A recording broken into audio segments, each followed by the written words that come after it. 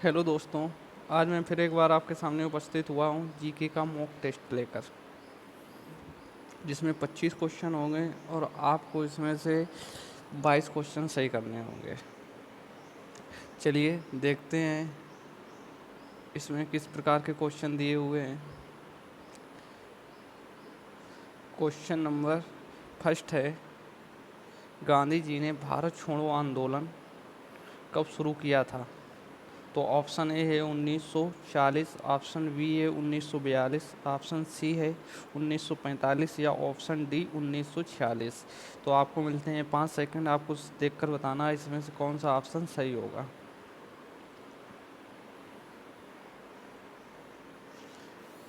तो गांधी द्वारा भारत छोड़ो आंदोलन की शुरुआत 9 अगस्त 1942 को की गई थी। 9 अगस्त 1942। तो ऑप्शन आपका सही हो जाएगा ऑप्शन नंबर बी। चलिए नेक्स्ट देखते हैं। क्वेश्चन नंबर दूसरा है, गदर क्रांति आरंभ होने का प्रमुख कारण क्या था? ऑप्शन ए प्रथम विश्व युद्ध आरंभ होना, ऑप्शन दो करतार सिंह सरावा को फांसी देना, ऑप्शन सी है कारा मातुगारा घटना, ऑप्शन डी है लाला हरदयाल की गिरफ्तारी। तो आपको देखकर बताना है इसमें से ऑप्शन सही कौन सा होगा। आपको मिलते हैं 5 सेकेंड। जी, तो इसका सही होगा ऑप्शन नंबर ए। गदर क्रांति शुरू होने का प्रमुख कारण था प्रथम विश्व युद्ध की शुरुआत होना। प्रथम विश्व युद्ध शुरुआत होने की वजह से गदर क्रांति का आरंभ हुआ था। तो ऑप्शन सही हो जाएगा ऑप्शन ए। चलिए नेक्स्ट देखते हैं, इसके बारे में थोड़ा और देखते हैं। गदर क्रांति की भावी राजनीति 3 घटनाओं को जाती है। नंबर 1 पर लाला हरदयाल की गिरफ्तारी, कामागारा माटू घटना जिसमें कनाडा का वो जहाज पे अटैक हो गया था और वो जहाज को रोक लिया गया था, जिसमें कई सैनिक मारे गए थे। प्रथम विश्व युद्ध का आरंभ होना, इतिहासकार बिपिन चंद्र घोष के अनुसार प्रथम विश्व युद्ध की शुरुआत ही सबसे महत्वपूर्ण घटना है जो गदर क्रांति आरंभ होने का कारण है। चलिए नेक्स्ट देखते हैं। क्वेश्चन थर्ड हो जाएगा। दोस्तों मैं एक बार आपको बता दूं, ये क्वेश्चन 51 से स्टार्ट हुए हैं और 75 तक एंड होंगे। इसमें टोटल 25 क्वेश्चन दिए हैं, तो आपको इसमें से 51, 52 इस तरीके से आपका आंसर बताना होगा। चलिए क्वेश्चन नंबर 53। 53 में दिया है, निम्नलिखित में कौन मेरू रज्जु का एक महत्वपूर्ण कार्य है? मेरू रज्जु का कार्य पूछा गया है। द्रव स्थानांतरण या श्वसन नियंत्रण या प्रतिवर्ती क्रियाओं का नियंत्रण या ऑप्शन डी है रक्त का पंपन। तो इसमें से सही ऑप्शन आपका कौन सा होगा, देख के बताइएगा। तो यहाँ से आपका ऑप्शन नंबर सही हो जाएगा प्रतिवर्ती क्रियाओं का नियंत्रण। हमारे शरीर में प्रतिवर्ती क्रियाओं का नियंत्रण मेरू रज्जु का एक महत्वपूर्ण कार्य होता है। चलिए नेक्स्ट देखते हैं। क्वेश्चन नंबर हो जाएगा आपका 54। 54 में दिया है, उपराष्ट्रपति को अपने कार्यकाल समाप्त होने से पूर्व अपने पद से हटाने का अधिकार निम्नलिखित में किसके पास होता है? राज्यसभा के पास या उच्चतम न्यायालय के पास या राष्ट्रपति के पास या ऑप्शन डी है लोकसभा के पास। तो आपको मिलते हैं 5 सेकंड, सही ऑप्शन देख के बताइएगा। उपराष्ट्रपति को उसके कार्यकाल से समाप्त होने से पूर्व ही उसके पद से हटाने की शक्ति राज्यसभा के पास होती है। तो ऑप्शन नंबर ए आपका यहाँ से सही हो जाएगा, राज्यसभा। क्योंकि राष्ट्रपति का दिया है हमारे संविधान में आर्टिकल 63 के अनुसार भारत का एक उपराष्ट्रपति होगा, उपराष्ट्रपति होगा। और राज्यसभा का पदेन सभापति होता है, राज्यसभा का पदेन सभापति होता है। उपराष्ट्रपति राज्यसभा का पदेन सभापति होता है। प्रेजेंट में हमारे राज्यसभा का पदेन सभापति या उपराष्ट्रपति कौन है? वेंकैया नायडू, वेंकैया नायडू। चलिए नेक्स्ट देखते हैं।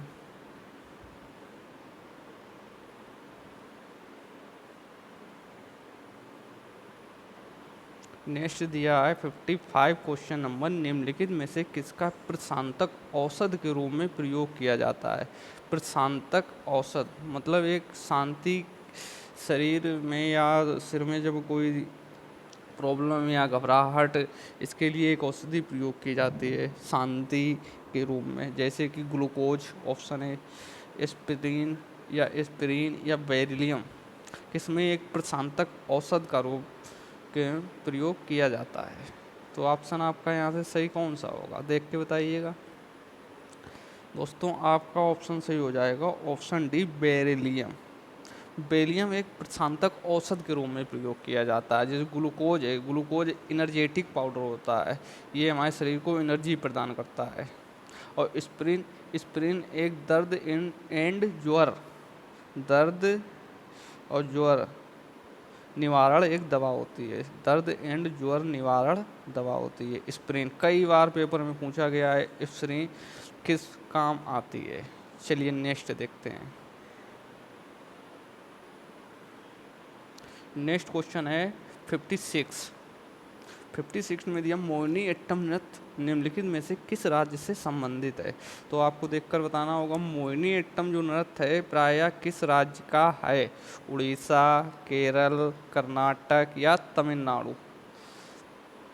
तो आपको सही ऑप्शन यहाँ से कौन सा हो जाएगा, देख के बताइएगा। मोहिनीअट्टम जो नृत्य है ये केरल का एक प्रसिद्ध लोक नृत्य है। उड़ीसा का एक उड़ीसी लोक नृत्य होता है, उड़ीसी। चलिए नेक्स्ट देखते हैं।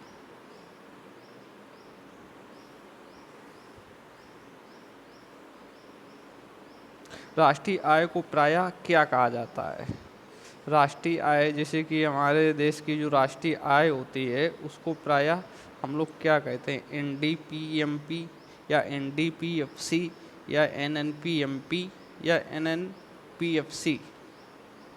तो यहाँ से आपका राइट आंसर हो जाएगा ऑप्शन नंबर डी।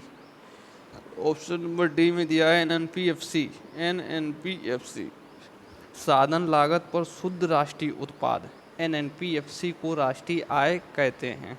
चलिए नेक्स्ट देखते हैं। यहाँ पे थोड़ा टाइपिंग मिस्टेक हो गई है, तो यहाँ पे हो जाएगा रंगराजन।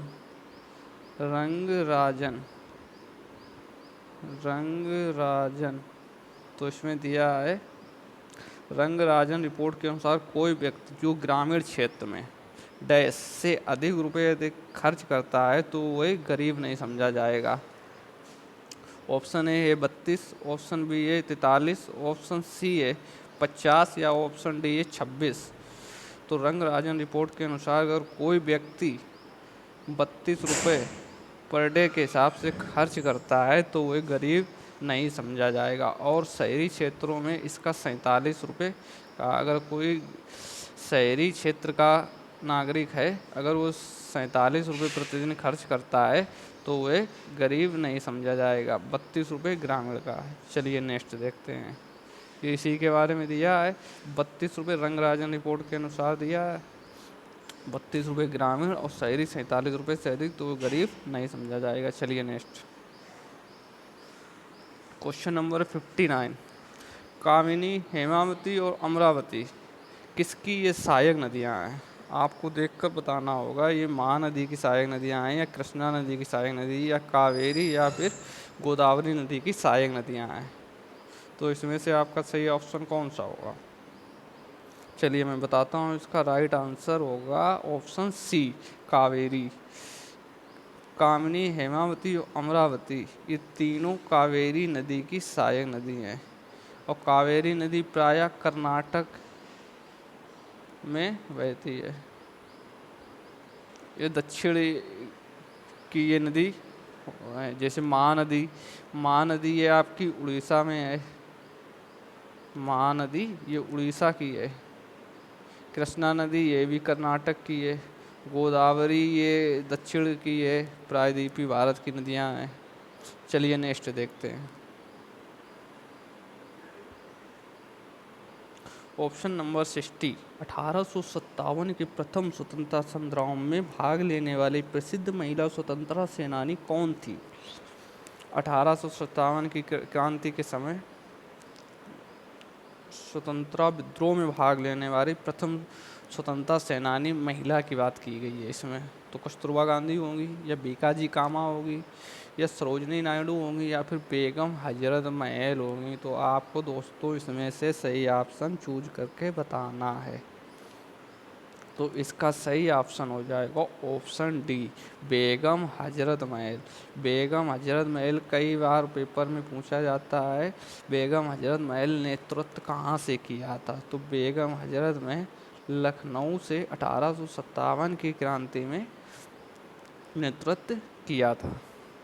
और सरोजनी नायडू से हम लोग जानते हैं ये यूपी की प्रथम महिला या फर्स्ट वुमेन राज्यपाल थे। यूपी की फर्स्ट महिला, यूपी की क्या बल्कि ये अगर पूछा जाए कि भारत की प्रथम महिला राज्यपाल कौन थी, तो भारत की ये प्रथम महिला राज्यपाल थी, वो भी उत्तर प्रदेश की। चलिए नेक्स्ट।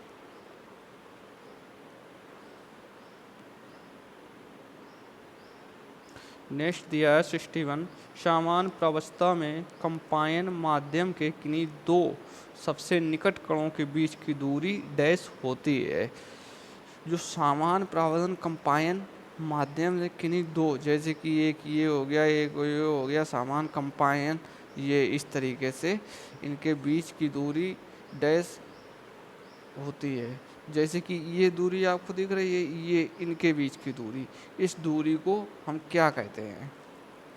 जैसे एक ये बिंदु हो गया, एक ये बिंदु हो गया, इनके ये बीच की दूरी जो होती है ये क्या कहलाती है। तो इसके बीच की दूरी को हम प्रायः तरंग दैर्घ्य कहते हैं। तो ऑप्शन यहाँ से आपका सही हो जाएगा ए। चलिए नेक्स्ट देखते हैं।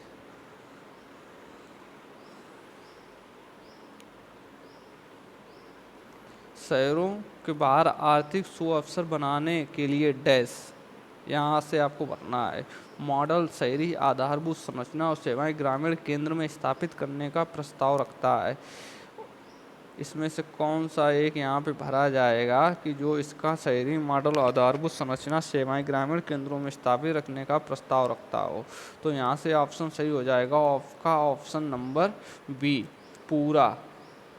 पूरा एक प्रोग्राम शुरू किया गया था शहरी एवं आर्थिक सुशासन अवसर के लिए मॉडल आधारभूत संरचना से सेवाएं ग्रामीण केंद्रों में स्थापित करने का प्रस्ताव रखता था। चलिए नेक्स्ट देखते हैं। यांत्रिक ऊर्जा को विद्युत ऊर्जा में रूपांतरित करने के लिए डैश का प्रयोग किया जाता है। डायनमो, माइक्रोफोन, या विद्युत मोटर, या बैटरी। इनमें से कौन सी चीज़ है जिसका यांत्रिक ऊर्जा को विद्युत ऊर्जा में परिवर्तित करने का कार्य किया जाता है। तो यहाँ से आपका ऑप्शन सही हो जाएगा ऑप्शन ए, डायनमो। डायनमो के द्वारा यांत्रिक ऊर्जा को विद्युत ऊर्जा में कन्वर्ट किया जाता है। जैसे बैटरी को रासायनिक ऊर्जा से विद्युत ऊर्जा में कन्वर्ट किया जाता है। विद्युत मोटर विद्युत ऊर्जा को यांत्रिक ऊर्जा में कन्वर्ट किया जाता है। माइक्रोफोन को विद्युत ऊर्जा को ध्वनि ऊर्जा में कन्वर्ट किया जाता है। यहाँ से एक क्वेश्चन लगभग पेपर में पूछ लिया जाता है, किस चीज़ का किस में रूपांतरण किया जाता है।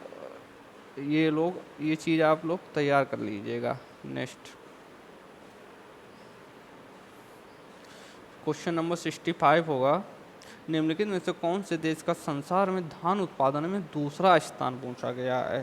धान उत्पादन में फर्स्ट और सेकंड दो आपको बताने होंगे, दो आपको पता होने चाहिए। कोई भी चीज़ जैसे कि फर्स्ट सेकंड, चावल गेहूँ कुछ भी प्रोडक्शन एंड कोई भी चीज़ का अगर प्रोडक्शन है या कोई भी फर्स्ट या थर्ड तक हालांकि आपको याद होना चाहिए, और लास्ट का एक याद होना चाहिए सबसे कम।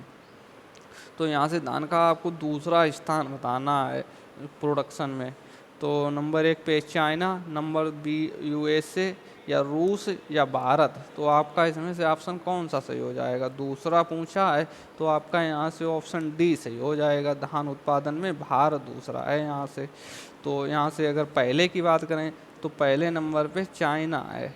तो first place in paddy production, first place in paddy production, तो चाइना हो जाएगा ये। और सेकेंड में हमारा इंडिया आता है। ठीक है, चलिए नेक्स्ट देखते हैं। क्वेश्चन नंबर 67, निम्नलिखित में किसको लोकनायक के रूप में जाना जाता है? लोकनायक मतलब जैसे कि लोग जैसे कि समुदाय या किसी समुदाय की जो रक्षा करता है उसे लोकनायक के रूप में नॉमिनेट किया जाता है। तो यहाँ से आपका CF इंद्रूज होंगे या चित्ररंजन दास होंगे या जयप्रकाश नारायण होंगे या आशुतोष मुखर्जी होंगे। तो यहाँ से आपका ऑप्शन नंबर सही हो जाएगा, option number b, Jayaprakash Narayan को लोकनायक के रूप में जाना जाता है। चलिए नेक्स्ट देखते हैं। नेक्स्ट देखते हैं। नेक्स्ट है 68, भारत की लगभग आधी जनसंख्या मात्र 5 राज्यों में रहती है, निम्नलिखित में से कौन सा एक इस 5 घनी आबादी वाले राज्यों में नहीं है? क्वेश्चन कहने का मतलब है भारत की जो आबादी है, जो अधिक आबादी, जो 5 आधी आबादी जो है ना, जो 5 राज्यों में रहती है, इनमें से एक राज्य ऐसा है जो 5 की श्रेणी में नहीं आता है। तो वह आपका राज्य कौन सा हो जाएगा? इसमें से आप तो ऐसे देख सकते हैं, जैसे बिहार में भी जनसंख्या अपनी यूपी के बाद में बिहारी में फर्स्ट पे तो अपना यूपी है, फर्स्ट पे तो यूपी है, फिर बिहार हो गया, फिर पश्चिम बंगाल हो गया, फिर महाराष्ट्र हो गया। इस प्रकार से 4 ये हो गए। एक अपना हो जाएगा जैसे कि पश्चिम बंगाल यहाँ पे दिए है, राजस्थान, तो राजस्थान हो जाएगा। तो 1 2 3 4 हो गए, पांचवा इसमें दिया नहीं है, तो इसका हो जाएगा केरल। केरल जो है ये 5 की लिस्ट में नहीं आता है। ठीक है दोस्तों, चलिए नेक्स्ट देखते हैं। क्वेश्चन नंबर है 69, निम्नलिखित में कौन अवध के कृषक आंदोलन का नेता था? जो अवध, जैसे अवध नहीं पहले राज्य हुआ, राज्य क्या पूरा ये अवध ऊपर, जैसे अपने इंडिया का ये वाला पार्ट, अभी थोड़ा मैप ये ऐसा हो गया है, ये वाला जो ऊपर का ये सब अवध चल हुआ करता था पहले। ये इधर गुजरात, उजरात, राजस्थान, पंजाब, ये उत्तराखंड और ये यूपी, इधर का पूरा साइड, ये पूरा पहले अवध इसी को बोला जाता था। तो इसमें से आपको पूछा है इसमें से कौन अवध का प्रमुख नेता हुआ करता था पहले, तो आपको देखकर बताना है। बाबा रामचंद्र थे, या महात्मा गांधी थे, या BR अम्बेडकर जी थे, या अल्लू महाराज थी अवध का नेता। तो यहाँ से आपका ऑप्शन सही हो जाएगा, ऑप्शन नंबर ए, बाबा रामचंद्र, बाबा रामचंद्र। चलिए नेक्स्ट देखते हैं। निम्नलिखित में से कौन सा निम्नलिखित में वर्तमान में विश्व बैंक के अध्यक्ष पूछे हैं? अब ये पुराना क्वेश्चन दिया है, इस क्वेश्चन के अनुसार तो हो जाएंगे जिम योंग किम, और ये प्रीवियस ईयर क्वेश्चन है तो इसलिए इसमें पुराना आंसर दे रखे हैं।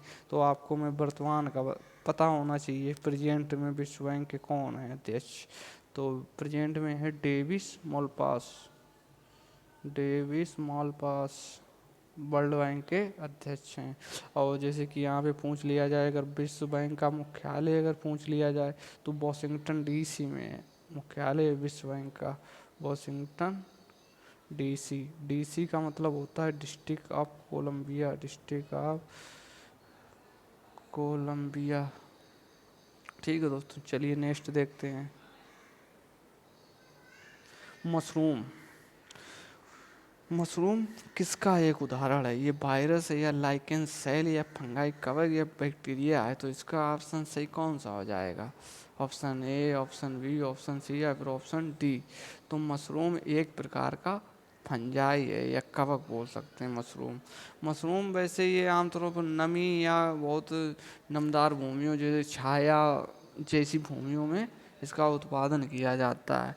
ये काफ़ी महंगा होता है, और इसको जैसे कि देखा होगा आसपास जब कहीं भी बरसें हो जाती हैं, वर्षा होती है, तो बरसे में इस प्रकार के आपके यहाँ पे मशरूम टाइप के कुछ बने रहते हैं छाते नुमा, छोटे छोटे निकल आते हैं, लेकिन इनको खाना नहीं चाहिए, ये काफ़ी जहरीले होते हैं। और ये जो मशरूम का जो प्रोडक्शन किया जाता है, ये हर एक चीज़ को देख कर किया जाता है, इसमें कोई जहरीलापन या ऑक्सीटोसिन नहीं होता है।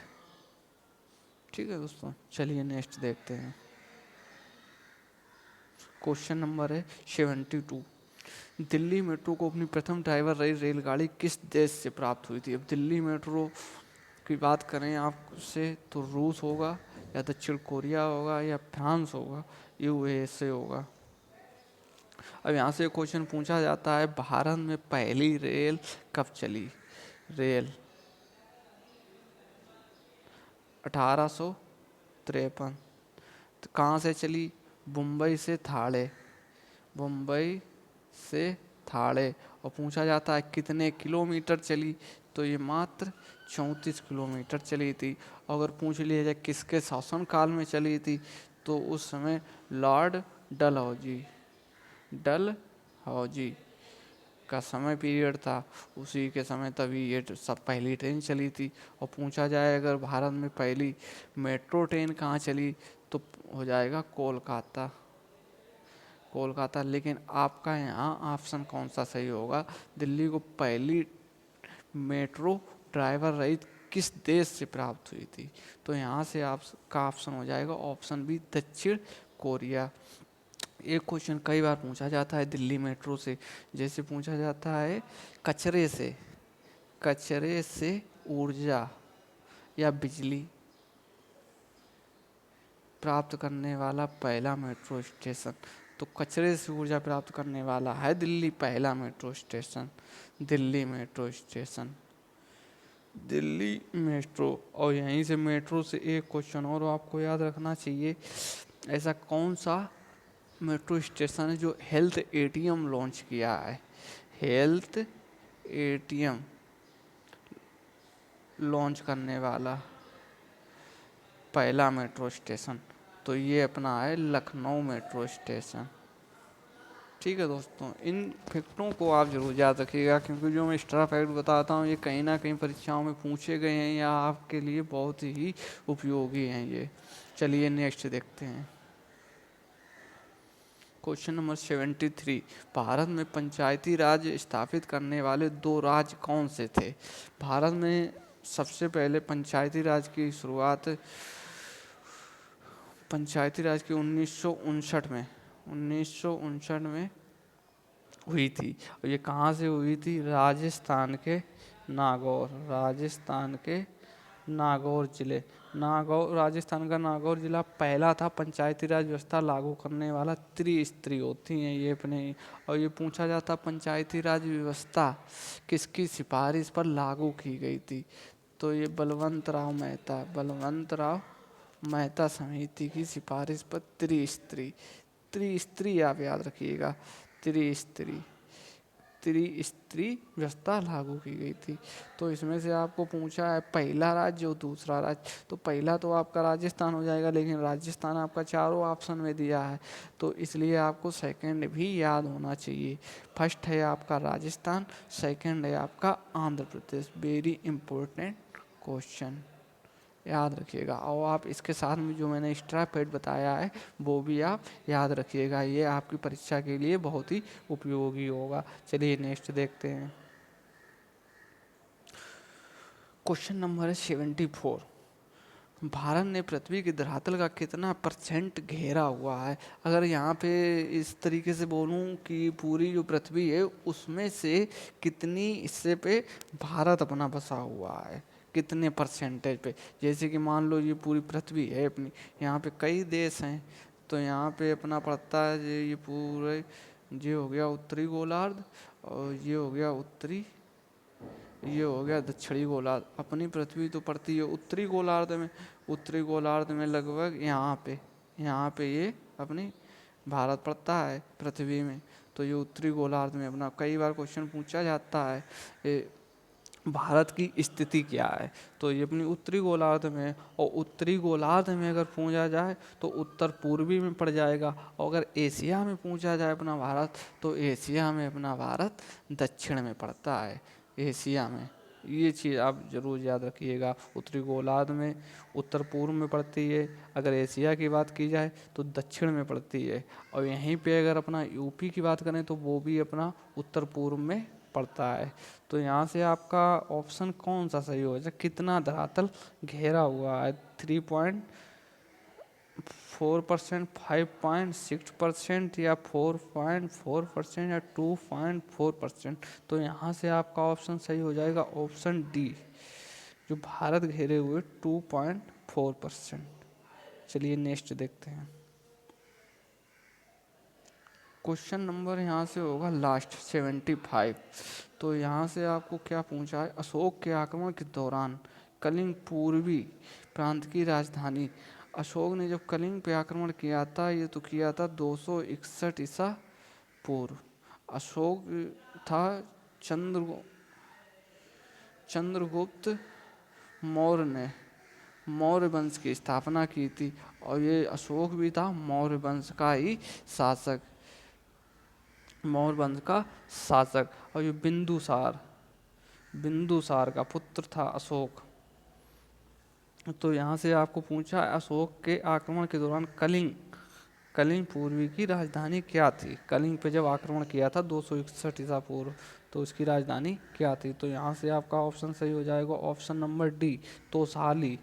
कलिंग की राजधानी थी Tosali. Option D is right हो जाएगा। चलिए नेक्स्ट क्वेश्चन दिया है 76। कौन सी उपभाषा राज्य के पश्चिमी रोहिलखंडों और ऊपरी दोआस में बोली जाती है। इनमें से कौन सी भाषा है जो पश्चिमी भागों में या रोहिलखंडी भागों में बोली जाती है। बुंदेलखंडी या खड़ी बोली या अवधी या ब्रज भाषा। चलिए इन चारों के बारे में हम थोड़ा विस्तार से देखते हैं। बुंदेलखंडी होती है, ये बुंदेलखंड साइड बोली जाती है। अब बुंदेलखंड साइड में यूपी के 7 जिले आते हैं, जैसे कि आपको सभी बताता हूँ।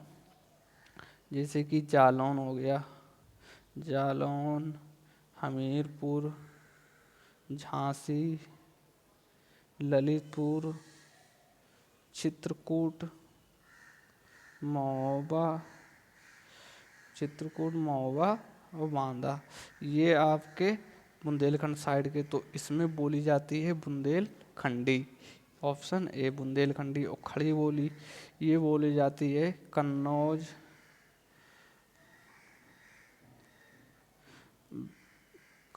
हो गया, इधर फरकाबाद हो गया आपका, फरकाबाद, इटावा हो गया, फरकाबाद इटावा, कन्नौज। इस साइड में जैसे कि ये कि बुंदेलखंड, उसके ये बीच वाली जो पट्टी इस साइड में खड़ी बोली। और आपका राइट आंसर यहाँ से कौन सा हो जाएगा, ऊपरी दोआस में ही खड़ी बोली बोली जाती। तो आपका ऑप्शन हो जाएगा बी सही। अवधी की बात कर लेते हैं। अवधी जैसे इधर इलाहाबाद का क्षेत्र, इलाहाबाद का क्षेत्र जो है, इधर अवधी भाषा बोली जाती है। ब्रज भाषा आपकी बोली जाती है मैनपुरी, आगरा, मैनपुरी, मथुरा, एटा, कासगंज, इस साइड में ब्रज भाषा बोली जाती है। चलिए नेक्स्ट देखते हैं। उत्तर प्रदेश में निम्नलिखित शहरों में किसी पीतल उत्पादक का अधिकतम निर्यात किया जाता है। उत्तर प्रदेश के चारों शहर दिए, इसमें से आपको देख के बताना है सबसे अधिक पीतल का निर्यात किस जिले से किया जाता है। मुरादाबाद, वाराणसी, कानपुर या लखनऊ। तो पीतल का सर्वाधिक उत्पादन किया जाता है, या उत्पादन कहें या निर्यात कहें, वो अपने यूपी के मुरादाबाद से पीतल का सर्वाधिक उत्पादन किया जाता है। चलिए इन ऑप्शनों के बारे में थोड़ा देखते हैं। वाराणसी भारत का सबसे प्राचीनतम स्थल है। वाराणसी जो है भारत का सबसे प्राचीनतम स्थल माना जाता है। और यहीं पे वाराणसी में है भगवान विश्वनाथ मंदिर, जिसका निर्माण अहिल्या बाई होलकर ने कराया था। कई बार पूछा जाता है विश्वनाथ मंदिर का निर्माण किसने कराया था, अहिल्या बाई होलकर। और अहिल्या बाई होलकर का संबंध है एमपी से।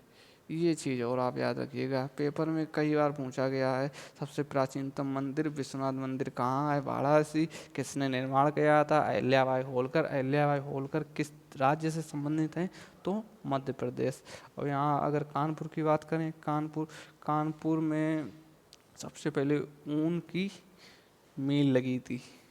ऊन की मिल 1800 कुछ में, कंफर्म अभी नहीं, लगी थी सबसे पहली ऊनी मिल कानपुर में। और कानपुर से आपको एक फैक्ट और याद रखना है, चमड़ा उत्पादन में यूपी के जिले, चमड़ा उत्पादन में नंबर आता है कानपुर और आगरा, 2 डिस्ट्रिक्ट। कई बार पेपर में आया हुआ क्वेश्चन है। लखनऊ से, लखनऊ में अपना बड़ा इमाम बाड़ा स्थित है, बड़ा इमाम बाड़ा स्थित है। और एक क्वेश्चन अभी हाल ही में पूछा गया था, चिकनकारी साड़ी, चिकनकारी साड़ी कहाँ की प्रसिद्ध है। कई बच्चों ने क्वेश्चन ये गलत किया था। ये अपने लखनऊ की चिकनकारी साड़ी, एक कढ़ाई की एक कला है जो साड़ियों में की जाती है, इसी को चिकनकारी साड़ी कहते हैं। चलिए नेक्स्ट देखते हैं।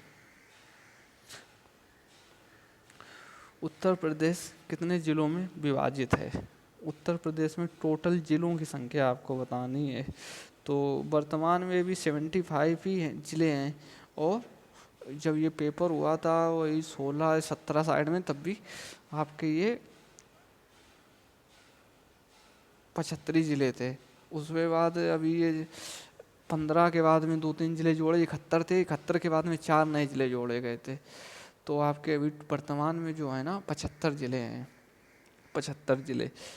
तो आपका ऑप्शन ए सही हो जाएगा। अगर पूछा जाए यूपी में मंडलों की संख्या पूछी जाए, तो यूपी में 18 टोटल मंडल हैं। और अगर 18वां मंडल आपका पूछा जाए, तो 18वां मंडल आपका है अलीगढ़, अभी जो हाल ही में बना है अलीगढ़ मंडल।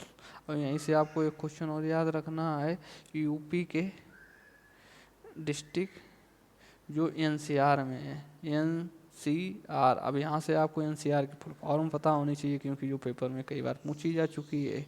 नेशनल कैपिटल रीजन, नेशनल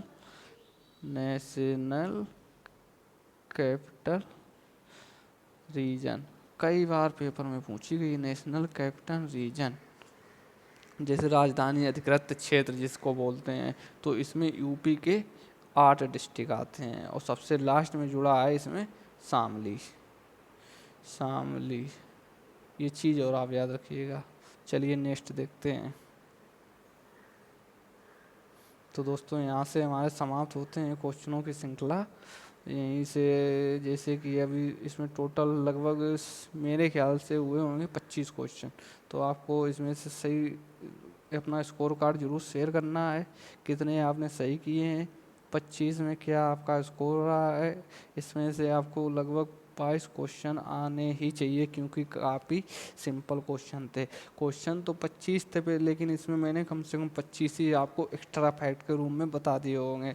तो आपको लगभग 50 क्वेश्चन यहाँ से तैयार हो गए होंगे। तो आप वीडियो को बार बार रिपीट करके देखिएगा, क्योंकि ये क्वेश्चन